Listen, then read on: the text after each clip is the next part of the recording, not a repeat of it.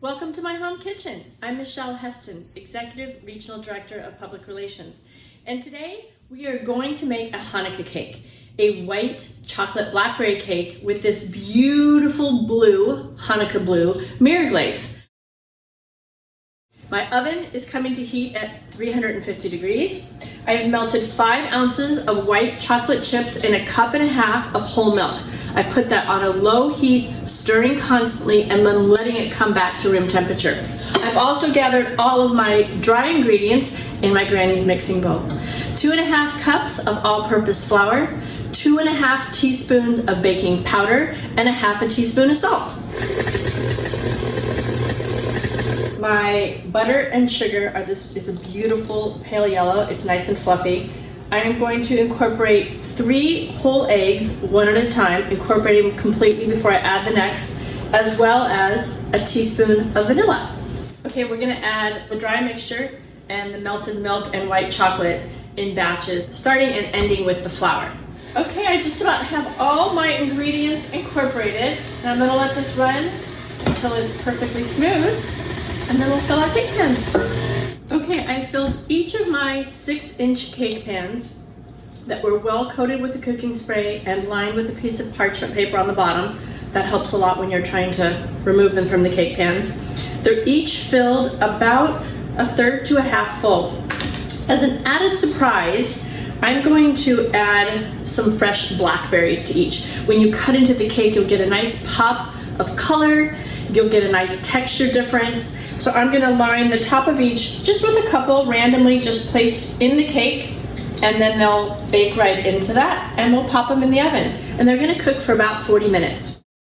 Okay, while my cakes are baking, I'm gonna go ahead and start the white chocolate buttercream. Now remember, for this cake, we're gonna cover the cake in a buttercream very smoothly, and then we're gonna pour over this mirror glaze. So you actually have 2 toppings on this cake. So it's important we get a nice consistency for this white chocolate buttercream. And in my standing mixer, I have a cup of softened, unsalted butter. I'm gonna add 12 ounces of melted white chocolate that I've let cool just a bit, a cup of powdered sugar, and about a teaspoon of vanilla. We're gonna mix that until it's a nice consistency, and then we're gonna pop it in the fridge. Okay, cakes are out of the oven and they're cooling. Again, you wanna make sure that you let them sit in their pans for at least 10 minutes to cool. Then run a knife around the outside and pop them out. And then again, you're gonna let these completely cool before we fill and frost them. My frosting is done. This too, I will put the top on and pop in the fridge. Okay, we're back. The cakes are out of the oven, they're cooled. I've trimmed the tops, but you can see how great they look. They've got this nice little pop of color. I'm gonna go ahead and place the cakes on a cake board and fill and frost with the crumb coat. I've got my cake set up on my turntable, and I've got a drawer liner. It's a little piece of rubber that I keep there, and it keeps things from slipping. The white chocolate buttercream that we made earlier, it's been in the fridge. I've put it into a piping bag. I like to do this when I'm filling the cakes. I think it makes for it easy, and then you get a nice consistent. So I just like to start around the perimeter of the cake, and around, and then go ahead and smooth that out.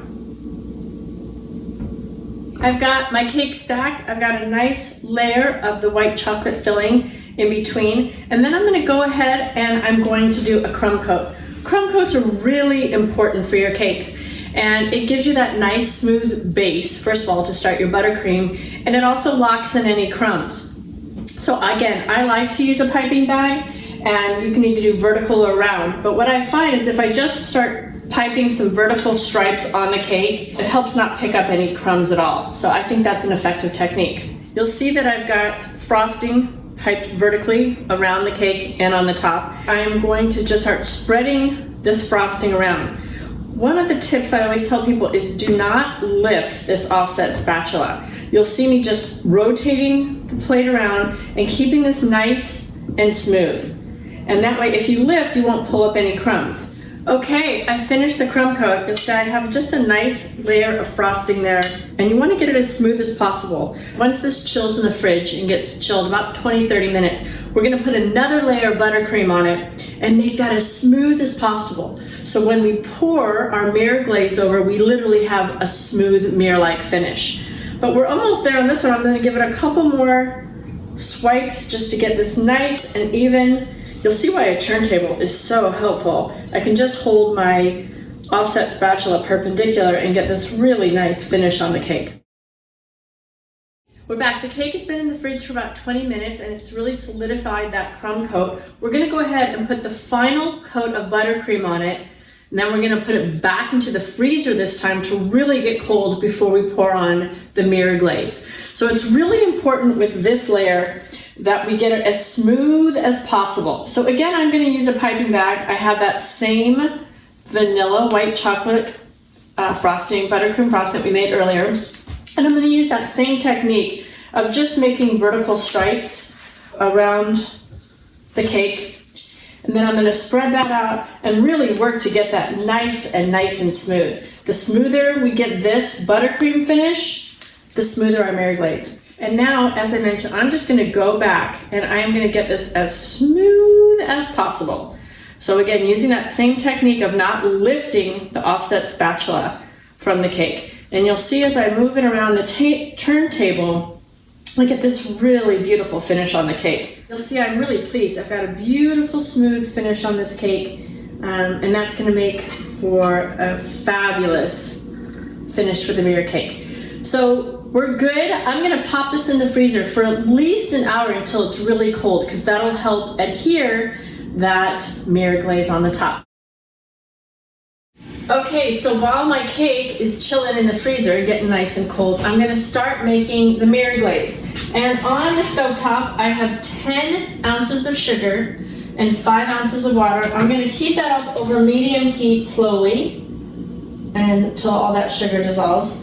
And at the same time, I have 4 teaspoons of gelatin powder. I use Knox unflavored gelatin powder. You can't use regular Jell-O. And 2.5 ounces of water. And I'm going to let this sit for about 15 minutes and come to a bloom, and then we'll add the rest of the ingredients. Okay, once your sugar and water starts to simmer, do not let it boil. You're going to go ahead and add this bloomed gelatin, and then you're going to whisk that all together. As soon as you get all that combined, you're going to pour it over. I have a heat-proof bowl here with 7 ounces of good quality white chocolate chips and 7 ounces of sweetened condensed milk. So you're going to add the sweetened condensed milk to the white chocolate chips, you're going to add the gelatin to the sugar water, and then you're going to put it all together. Okay, the gelatin has completely dissolved into my sugar water. And what we're going to do is, I have a heat-proof bowl. I'm going to go ahead and pour the hot liquid on top of the white chocolate chips and the sweet condensed milk and let it sit there for 5 minutes. Okay, after about 5 minutes, your chocolate should be melted. You're going to want to use an immersion blender to beat all this up. I also added a couple drops of bright white gel food coloring just to pop that color. So you're going to want to go ahead and make sure that it's fully blended.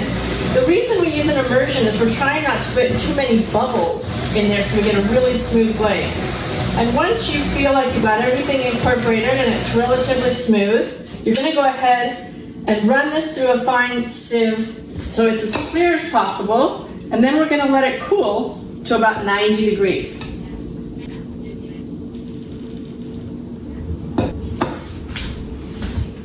The cake's in the freezer, and I have a little friend with me for this segment. This is my niece Charlotte.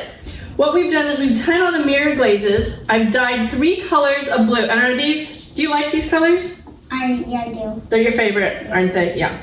We're gonna mix them all together in this large glass, and then we're gonna pour that on the cake. Charlotte, you wanna go ahead and start pouring? Okay. Okay, ready? Awesome. You don't even have to pour it all in. That's good. Now pour the next one. Oh.